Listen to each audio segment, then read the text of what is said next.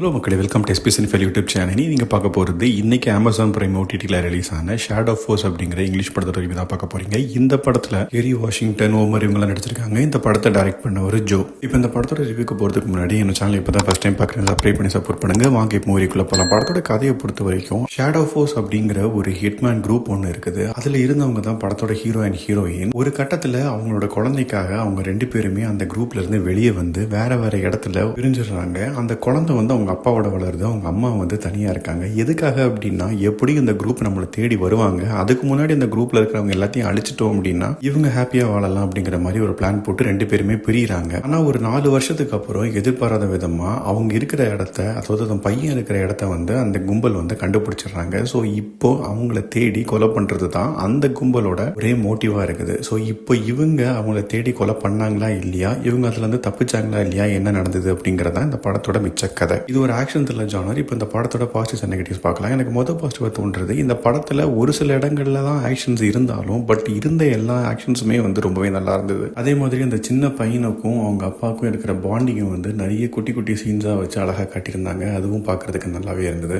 மியூசிக்கும் இந்த படத்துக்கு சப்போர்ட்டிவாக இருந்தது. இதெல்லாம் தான் இந்த படத்தோட பாசிட்டிவ்ஸ். இப்போ நெகட்டிவ் செட் பார்க்கலாம். எனக்கு முதல் நெகட்டிவாக தோன்றது, இந்த படத்தோட கதையை நம்ம ஆல்ரெடி நிறைய இங்கிலீஷ் படங்கள்லையும் ஏன் தமிழ் படங்களில் கூட நம்ம பார்த்துருக்கோம். குறிப்பாக mister and miss Smith and John week இந்த மாதிரி நிறைய படங்களில் பார்த்துருக்கோம். ஸோ அதே சாயலில் தான் இந்த படமும் இருக்க தவிர இந்த படத்தில் எந்த புதுவிதமான விஷயங்கள் எதுவுமே இல்லை. ஒரு ஆக்ஷன் மூவி அப்படின்னு எடுத்துட்டாங்கன்னா ஆரம்பத்துலேருந்து கடைசி வரைக்கும் விறுவிறுன்னு ஒரு ஆக்ஷன் சீக்வன்ஸ்லாம் இருந்தால் தான் நமக்கு கொஞ்சம் போர் அடிக்காமல் இருக்கும். பட் ஆனால் இந்த படத்தை பொறுத்த வரைக்கும் நிறைய பேசிட்டு தான் இருக்காங்களே தவிர ஆக்ஷன் சீக்வன்ஸ் ரொம்பவே கம்மியாக இருக்குது. அண்ட் வில்லனும் பார்த்தீங்கன்னா ஒரு மாதிரி கோமாளி மாதிரி காட்டியிருக்காங்க. அவர் வில்லத்தனம் தான் பண்ணுறாரு, பட் நமக்கு பார்க்குறதுக்கு அது கோமாளித்தனமாக இருக்குது. நிறைய படங்களில் இந்த மாதிரி ஒரு வில்லன் கேரக்டர் பார்த்துருக்கோம். ஸோ இந்த படத்தில் ஏதாவது புதுசாக ஏதாவது இருக்காங்கன்னு பார்த்தீங்கன்னா அதுவும் இல்லை. அண்ட் நடுநடுவில் இவங்க ஃப்ரெஞ்சில் வேற லைட்டாக பேச ஆரம்பிச்சிடுறாங்க. அதுவும் அவங்க பேசுகிற கான்வர்சேஷனுக்கும் நடுவில் வந்து இன்டரப்ட் ஆகிற மாதிரி இருக்குது. ஒரு கனெக்டிவிட்டியே இல்லாத மாதிரி இருந்தது. மொத்தத்தில் இந்த படத்தை பற்றி சொல்லணும் அப்படின்னா, ஒரு out and out action thriller movie எடுக்க ட்ரை பண்ணியிருக்காங்க. பட் ஆனால் பெரிய லெவலில் ஒர்க் அவுட் ஆகலை. ஏன்னா அந்த அளவுக்கு இந்த படத்தில் கண்டென்ட் இல்லை. என்னை பொறுத்த வரைக்கும் இது ரொம்பவே ஆவரேஜான மூவி தான். அமேசான் பிரைமில் தமிழ் டப்பிங்லையும் அவைலபிளாக இருக்குது. நீங்கள் பார்த்துட்டு உங்கள் ஒப்பீனியன் என்ன அப்படிங்கிறத கமெண்ட் செக்ஷனில் சொல்லுங்கள். அடுத்த வீடியோவில் சந்திக்கிறேன். பை.